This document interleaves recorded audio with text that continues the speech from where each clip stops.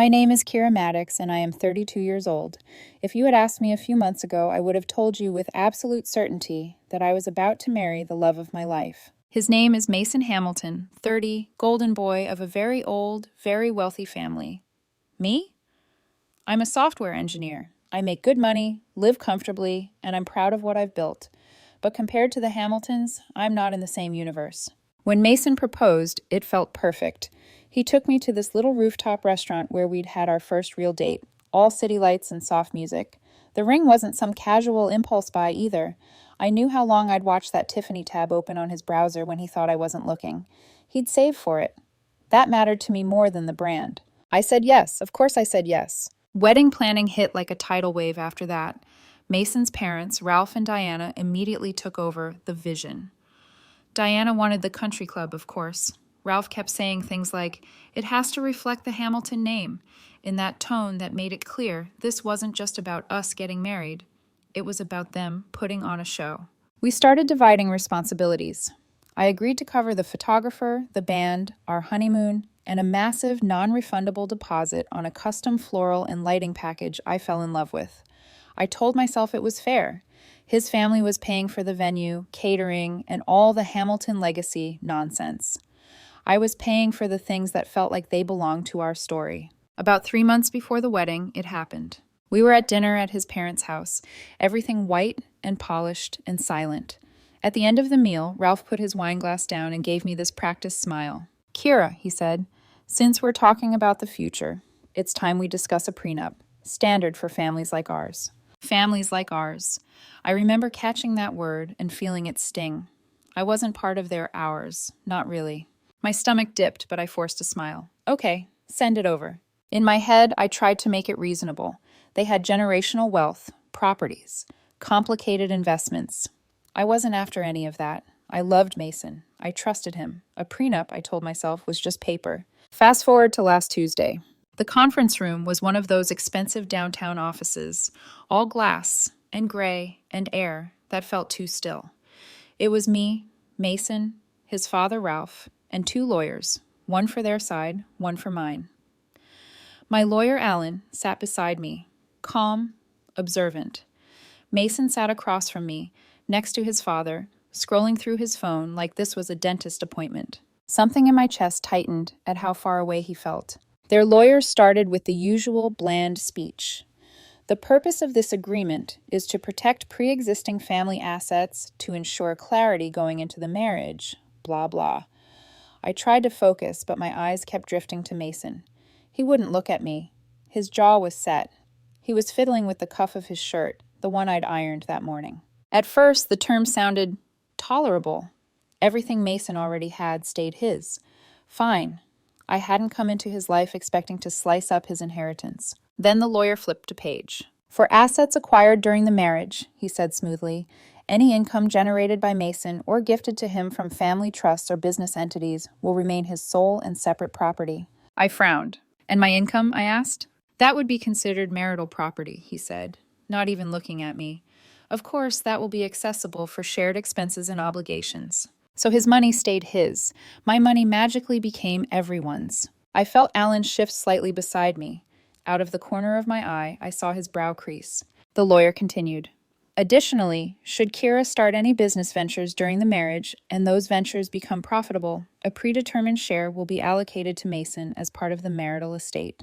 I stared at him. "So if I start a company that takes off, he owns part of it automatically," I clarified. "Correct," he said. "It reflects his support in the marriage and ensures alignment of interests." "And if Mason starts a new business during the marriage?" Alan asked, voice mild but pointed. "Oh, those would remain solely his," the lawyer replied easily. "They fall under the protective umbrella of existing family structures." Protective umbrella. I could feel heat pressing against the back of my neck, the slow crawl of humiliation and anger mixing together. Alan leaned forward. "This seems a little one-sided, don't you think?" Ralph chuckled, a low, dismissive sound. "We're just protecting our son, Alan. I'm sure Kira understands. Mason carries a different level of risk. It's not personal."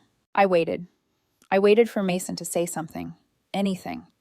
To look at me and say, "Yeah, this is too much," or "We can change that," or even, "This isn't what I want."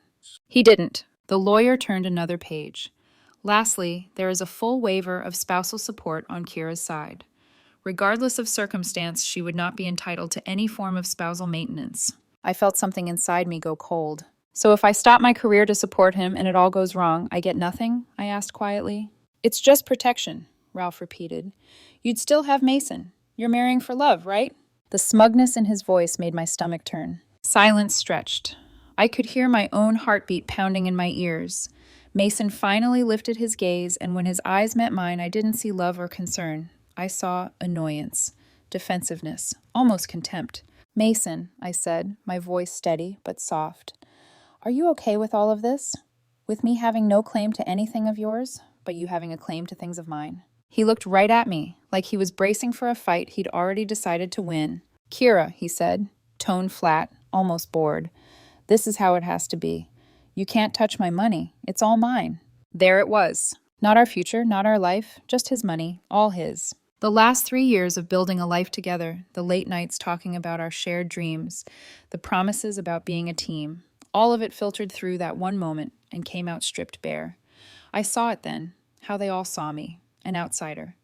Convenient until I became expensive. I didn't shout. I didn't cry. I just looked at him. At Ralph, smirking like he'd won something. At the lawyer who wouldn't even meet my eyes. At Alan, watching me carefully, ready to follow my lead. And then I smiled. Not the way I used to smile at Mason, soft and warm and stupidly in love. This one was slow, deliberate, like a door closing. Well, I said, pushing my chair back, this has been incredibly illuminating. Kira, Mason started, irritation creeping into his voice. Don't be I held up a hand. No, it's okay. I heard everything I needed to hear. I turned to Alan. We're done here. He stood up with me without hesitation. I'll be in touch, he told the other lawyer. We walked out. No scene, no thrown ring, no tears. Just the quiet sound of my heels on the hallway floor and the feeling that something inside me had finally snapped into focus instead of breaking apart. In the lobby, Alan caught up to me. Kira, are you sure you don't want to negotiate? He asked gently. We can push back on several clauses. This isn't set in stone. I shook my head. It was strange how calm I felt. Some things shouldn't need negotiating, I said. If he needed to protect himself from me this badly before we're even married, I've already got my answer. Alan studied me for a moment, then nodded. All right, I'll handle the formalities. You focus on breathing. I managed a small laugh. I'll work on that. I took a cab back to the apartment Mason and I shared. He usually got home around 7. It was barely 4. The place was quiet when I walked in.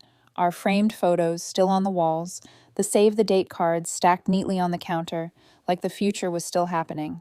I went straight to the bedroom, pulled out a small suitcase, and began to pack. Not everything.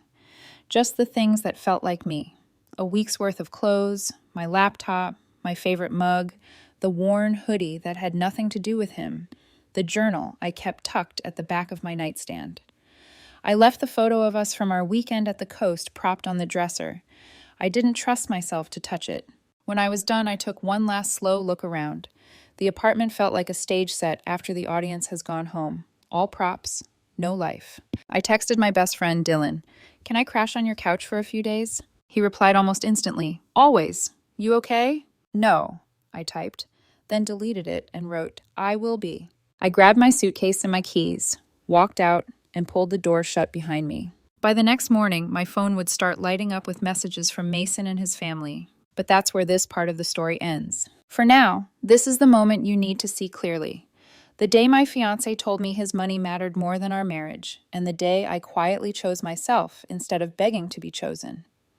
The morning after I walked out of that conference room, the world felt strangely normal. Sunlight still crept through Dylan's blinds.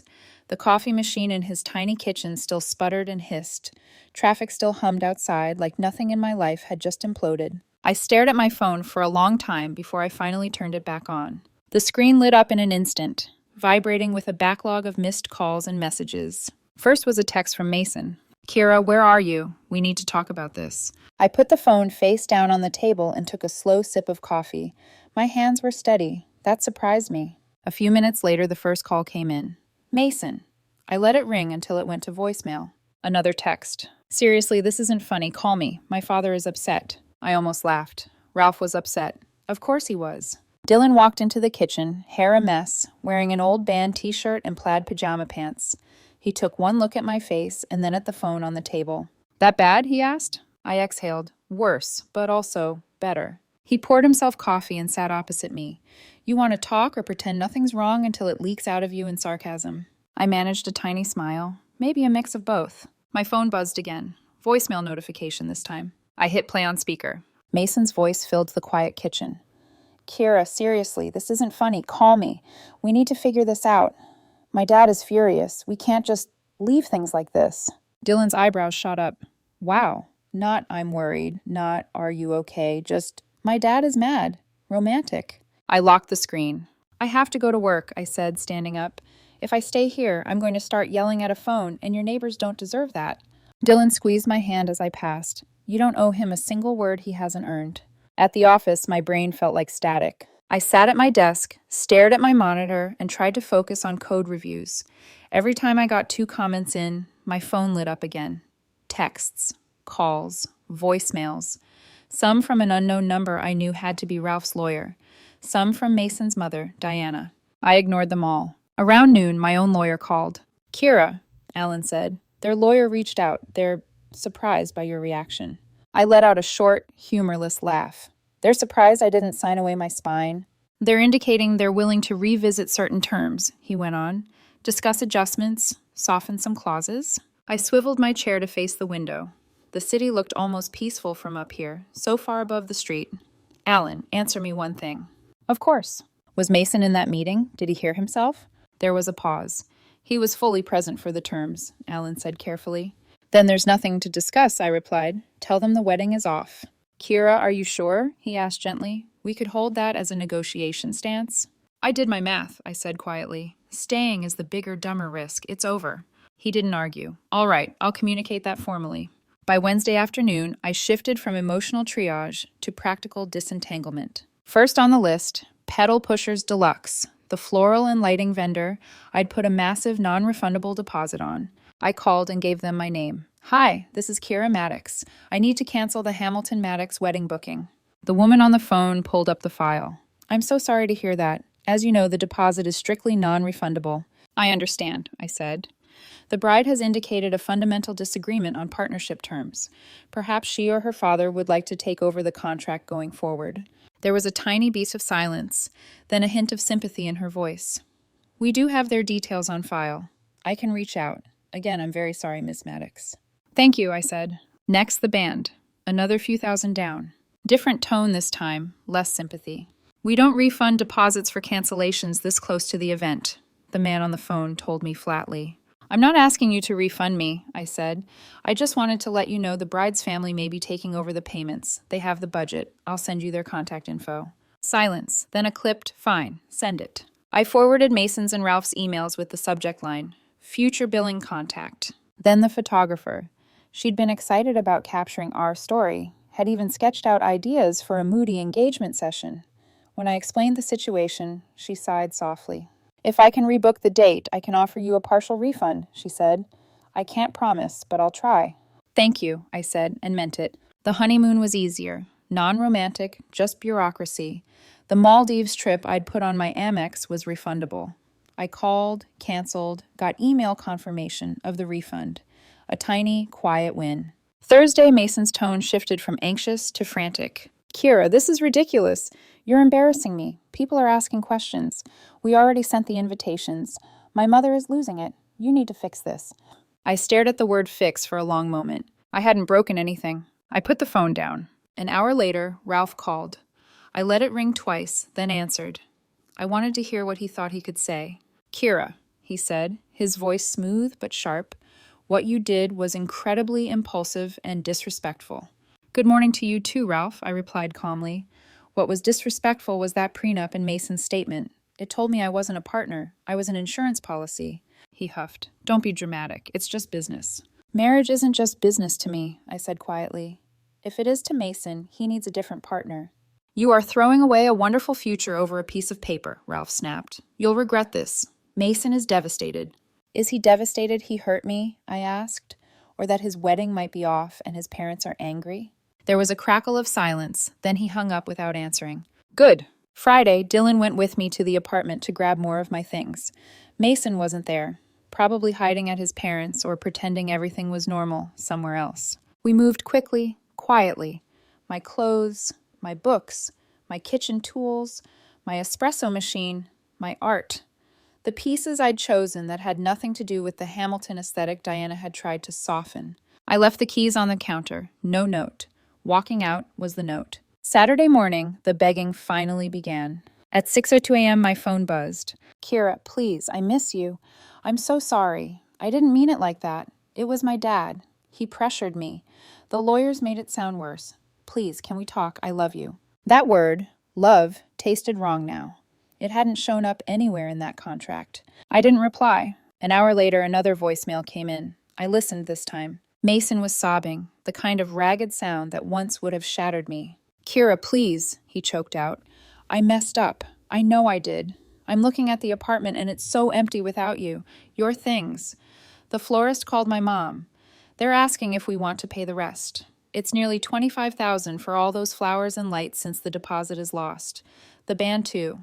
My dad is furious about the money. But it's not just the money. I need you. Please. We can tear up that stupid paper. I don't care about the money like that, I swear. Just talk to me. For a moment, something tight in my chest loosened. The idea of tearing up the paper brushed against the part of me that still remembered our first date, his stupid jokes, the feeling of safety I thought I had. But then I remembered his face in that room, cold, distant, the way he'd said, "You can't touch my money. It's all mine." I also remembered his words now. My dad is furious about the money. That was still the center of gravity. I set the phone down. Dylan appeared in the doorway of the living room watching me. You okay?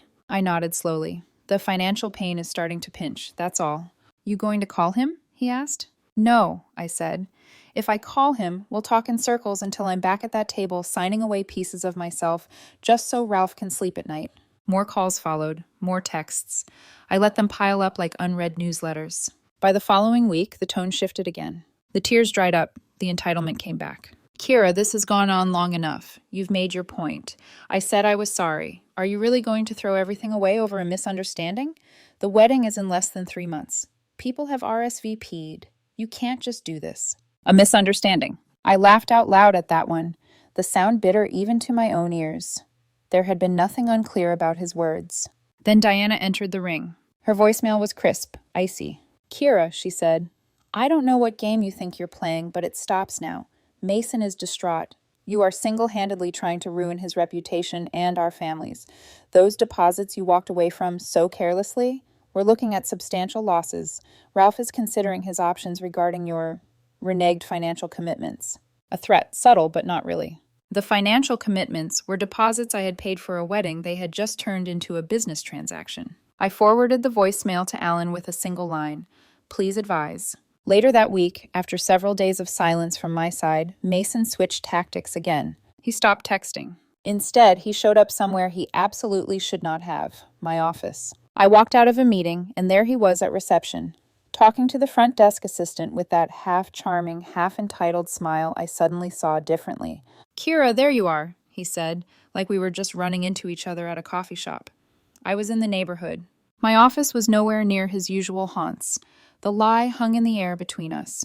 This isn't the place, I said, jaw tight. Come with me. I led him to an empty conference room, shut the door, and for the first time since that prenup meeting, I looked at the man I almost married and saw a stranger. And he looked at me like I was the problem that needed to be managed.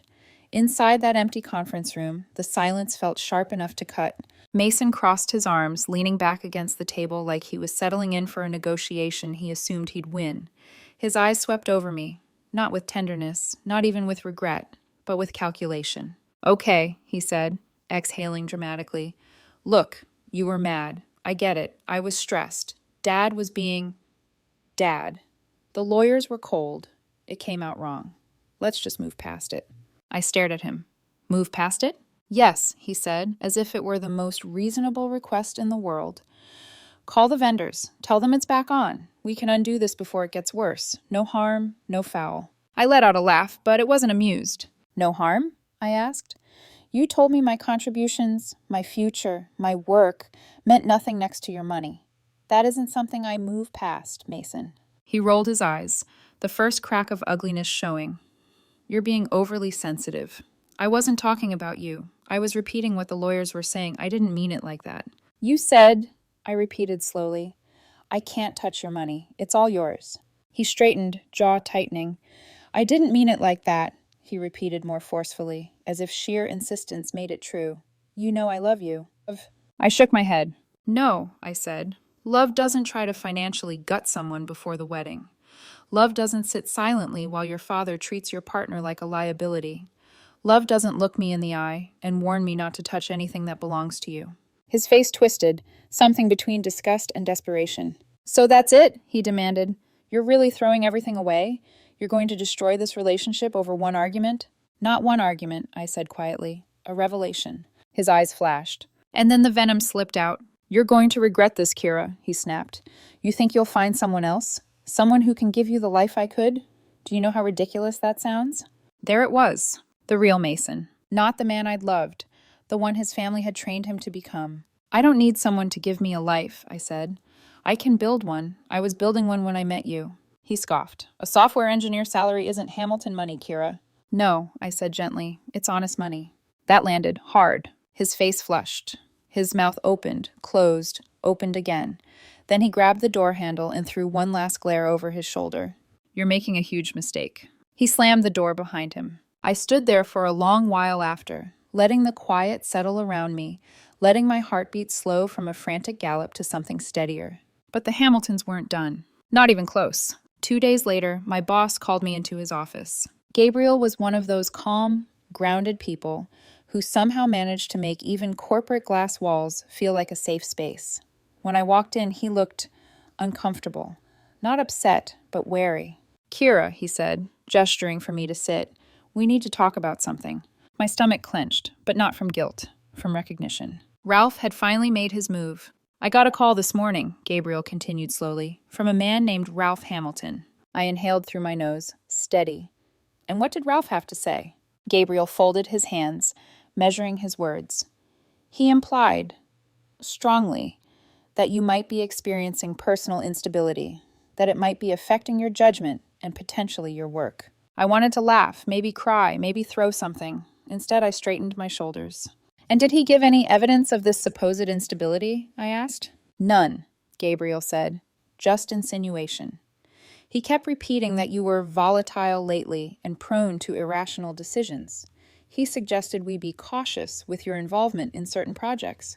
There it was. Ralph wasn't just angry, he was retaliating.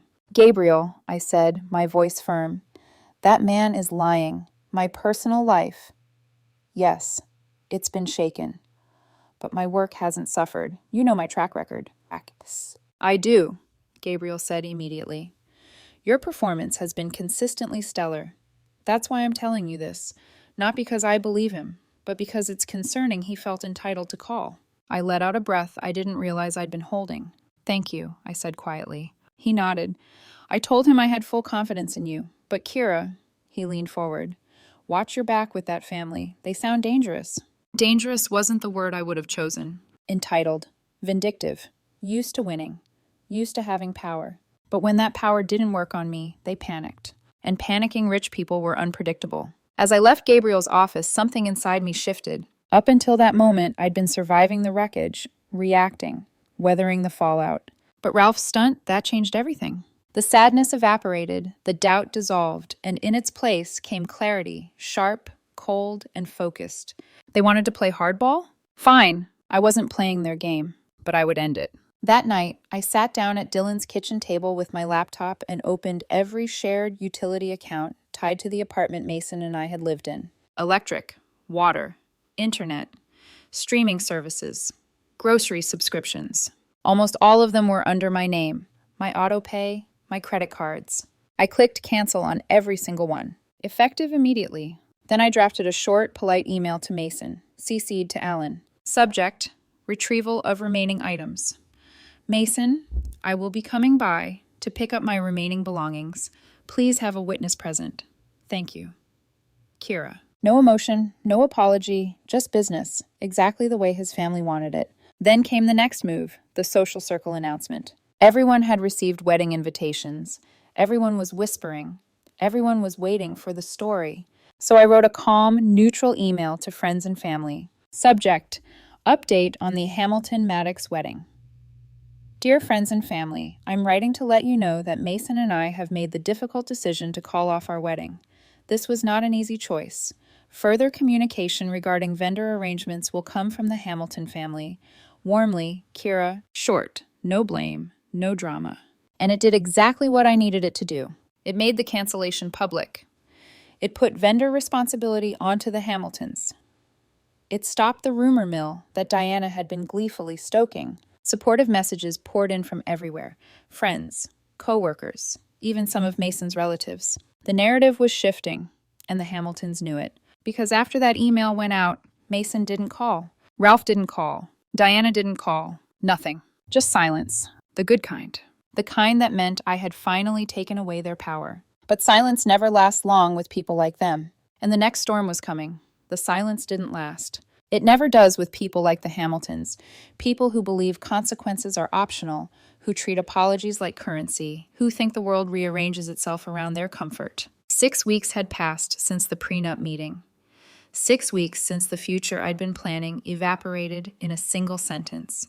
And 6 weeks since I walked away. The dust hadn't fully settled, but it had shifted. And what was left standing was me. The Great Retrieval Mission, as Dylan called it, happened on a Sunday afternoon. Mason emailed me earlier that week. Sunday, 2 p.m. Doorman will let you in. I won't be there. Fine by me. Dylan insisted on coming with me for moral support and bodyguard energy. We took the elevator up in silence, and when the doors opened, I felt a strange wave of déjà vu. The apartment looked different. Not physically, emotionally. Cold, hollow, like a hotel room after checkout. We moved quickly. My winter coat, the last of my kitchen tools, my good all-clad pan, books, a framed photo of my grandparents. Then I opened the fridge. Pinned where our vacation photos used to be was a wedding invitation. Across it, in bright red lipstick, someone had scrawled, "You coward." I stared at it for a moment. Dylan leaned over my shoulder. Wow, classy. Real high school energy. I gently peeled it off, folded it in half, and tossed it in the recycling bin. I didn't take the bait. I didn't leave a note. Walking out was the note. Downstairs, I left the key with the doorman and walked out into cold sunlight that smelled like a strange kind of freedom. The fallout didn't take long to reach me. On Monday morning, Alan called. His voice had that tight, controlled tone lawyers use when they're trying not to laugh. The Hamiltons, he said, are in trouble. What kind? The expensive kind. He cleared his throat. Do you remember the floral and lighting contract you put the initial deposit on? Of course. Well, they signed a full package with that vendor worth nearly $40,000. Your $15,000 deposit locked in that contract. Wait, I said slowly. So when I walked away, they became liable for the remaining $25,000, Alan finished. And since they weren't willing to pay it, or thought they could bully the vendor into forgiving it, the vendor's lawyer is now threatening legal action. I blinked. So they're being sued because they tried to make sure I could never access a dime of their money, but now they owe more of it? Essentially. I didn't laugh, but I did smile. Just a little. It wasn't petty. It was symmetry. And the band? I asked. Same story, Alan said. The contract had a clause stating that cancellation triggers full payment unless certain conditions are met. They tried to argue the wedding was mutually canceled. It wasn't, I said. They torpedoed it. The band agrees, Alan replied. They're demanding full balance. Wow. Oh, and the country club venue? He added lightly. They're charging a hefty cancellation fee as well. I exhaled slowly, letting it all sink in. For a family obsessed with guarding their wealth, they were bleeding money from every direction, all because of the contract they insisted I sign. So they asked if you were liable, Alan said, voice amused. I told them no. They made sure you had no access to any financial responsibility. Ironically, their efforts to shield everything from you made them legally responsible for everything. I shook my head, a quiet, grim sense of justice settling over me. They built a wall, I murmured, and then locked themselves inside it. Socially, the collapse was just as swift. Word spread about the prenup, about the deposits, about the Hamilton rage. Diana was mortified. Ralph was apoplectic. Mason went silent online. Friends whispered. Acquaintances asked quiet questions. Their version of events didn't survive contact with reality. By week 3, even people who'd once worshipped the Hamilton name were suddenly saying things like, well, money can make people strange. I heard the prenup was intense. It sounds like she dodged a bullet. And I did. God, I really did. One evening, about a month after everything unraveled, I sat on the small balcony of my new apartment. It wasn't as big as the place Mason and I had shared, but it felt warmer somehow, more intentional. My espresso machine hummed softly inside. A breeze brushed the back of my neck. For the first time in weeks, the quiet wasn't heavy. It was peaceful. I poured a whiskey, just one, and let myself feel the grief I'd been avoiding. Not grief for Mason, for the future I thought I was building, for the version of him I believed in, for the girl I used to be, the one who romanticized red flags and called them quirks. It stung, but it didn't break me. I'd already done the hardest part. I'd chosen myself. I heard updates here and there. Mason was subdued, withdrawn. Ralph blamed him for mishandling me. Mason blamed Ralph for pushing the prenup. Diana blamed everyone.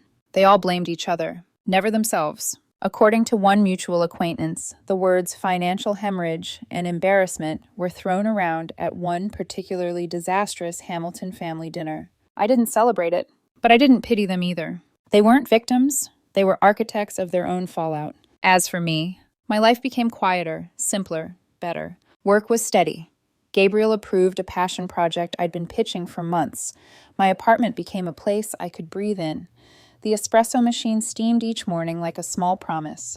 I picked up old hobbies, reconnected with friends, rediscovered parts of myself I'd muted to fit into the Hamilton world. And eventually, the sharpness faded from the memory of that conference room. In its place was clarity, a lesson I'd earned the hard way. Love without respect is not love.